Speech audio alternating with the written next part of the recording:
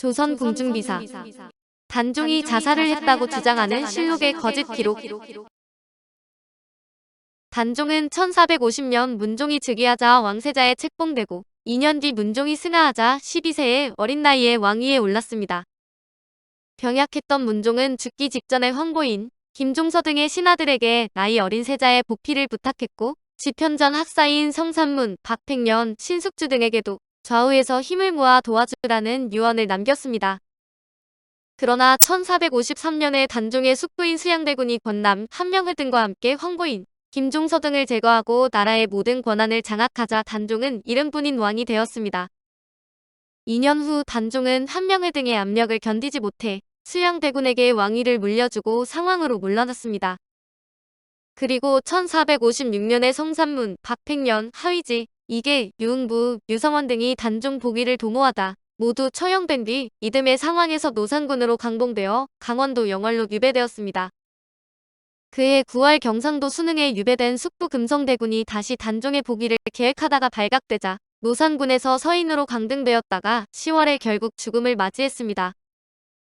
단종의 죽음에 대해서는 수양대군 측, 세조와 그 측근들에 의한 타살설이 대세지만 실록에는 다음과 같이 금성대군 등의 복위 운동이 실패한 직후 자살한 것으로 나옵니다. 금성대군의 거사가 발각된 후인 세조 3년 1457년 10월에 영의정 정인지 등이 반역 죄인인 금성대군 이유, 화의군 이영, 한남군 이여, 영풍군 이전 등의 종친과 정종, 송현수 등의 일당을 처형할 것을 강력하게 주청했습니다. 세조실록 국관 세조 3년 10월 21일 신의 두 번째 기사 1457년명 천순 1년 송현수는 교양에 처하고 화의군 등을 금방에 처하다. 노성군이 자살하자 예로서 장사 지내다. 정인지 등이 다시 아뢰기를 영이어 전 정종 송현수도 죄가 같으니 또한 법대로 처치하는 것이 마땅합니다. 하니 임금이 이르기를 불가하다. 옛사람의 말에 젖을 괴수들은 섬멸할 것이로다. 협박에 못 이겨 다른 자는 다스리지 않는다. 하였고 또 성인은 너무 심한 것은 하지 않았으니 이제 만약 아울러서 법대로 처치한다면 이는 너무 심하다. 하고 명하여 송현수는 교양에 처하고 나머지는 아울러 논하지 말도록 하였다. 다시 영등에 금방을 청하니 이를 윤허하였다. 노성군이 이를 듣고 또한 스스로 목매어서 조라니 예로서 장사 지냈다. 이처럼 실록에는 단종이 스스로 목숨을 끊은 것으로 표현되어 있지만 역사학자 대부분은 그 당시의 상황으로 볼 때 실록의 기록은 믿을 수 없으며 단종은 자살한 것이 아니라 세조에게 살해되었다고 보고 있습니다. 또한 많은 소설에서도 그의 타살을 묘사하고 있는데 조선 전기 이래 오랫동안 공식적으로 인정된 단종 자살설은 숙종대에 접어들어 타살설에 자리를 내주고 그때부터 이것이 정설이 된 것으로 보입니다. 노산군으로 강봉되었던 단종은 숙종 24년인 1698년에 복위 되었는데 이듬해에 하직하는 수령을 만나 유시하는 자리에서 숙종이 한 말을 보면 당시의 단종의 타살설이 이미 굳어져 있었음을 알 수 있습니다. 숙종실록 33권 숙종 25년 1월 2일 임신 첫 번째 기사 1699년 청 강희 38년 하직하는 수령을 인견하고 면유하다. 하직하는 수령을 인견하고 면유하였다. 임금이 말하기를 본신의 대의는 천지 사이에서 피할 수 없는 것이다. 단종대왕이 영월에 피하여 계실 적에 금부도사 왕방연이 고을에 도착하여 머뭇거리면서 감이 들어가지 못하였고 정중에 입시하였을 때에 단종대왕께서 관복을 갖추고 마루로 나아오시어 온 이유를 하문하셨으나 왕방연이 대답하지 못하였었다. 그가 복명신으로서도 오히려 그러했는데 그때 앞에서 늘 모시던 공생 하나가 참아하지 못할 일을 스스로 하겠다고 자청하고 나섰다가 즉시 9구멍으로 피를 쏟고 죽었다.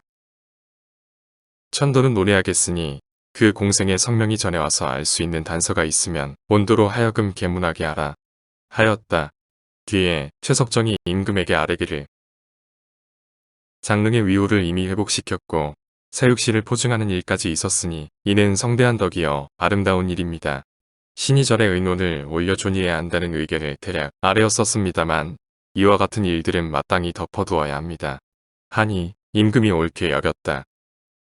이 기록을 보면 금부도사 왕방연이 단종에게 사약을 내리려고 했으나 차마 실행하지 못하자 공생이 단종을 죽인 사실을 숙종이 이미 알고 있었음을 짐작할 수 있습니다.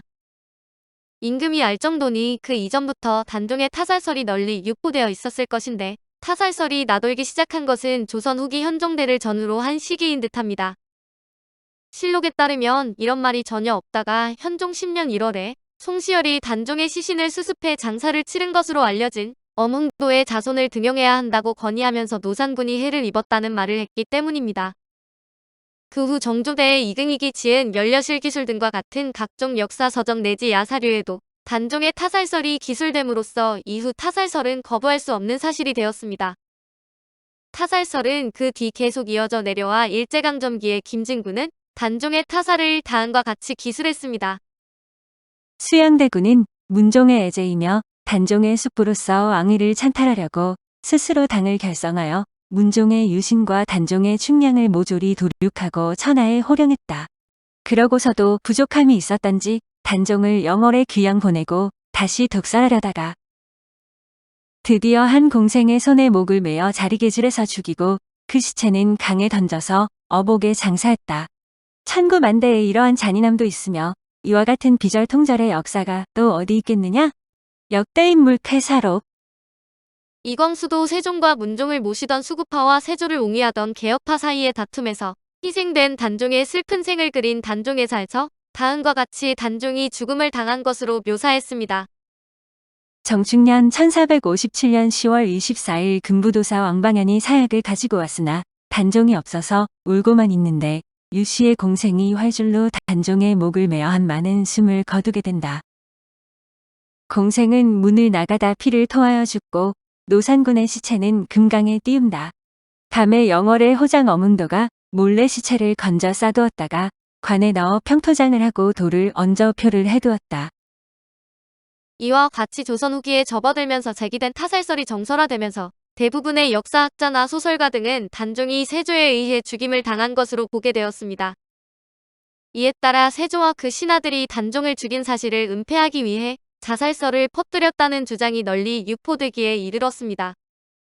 어린 나이에 버거운 자리에 올라 가까운 사람에게 도움을 받기는커녕 권력을 둘러싼 암투에 매정하게 희생당한 단종은 실로 비운의 임금이었습니다. 오늘 조선 궁중비사는 단종이 자살을 했다고 주장하는 실록의 거짓 기록이었습니다.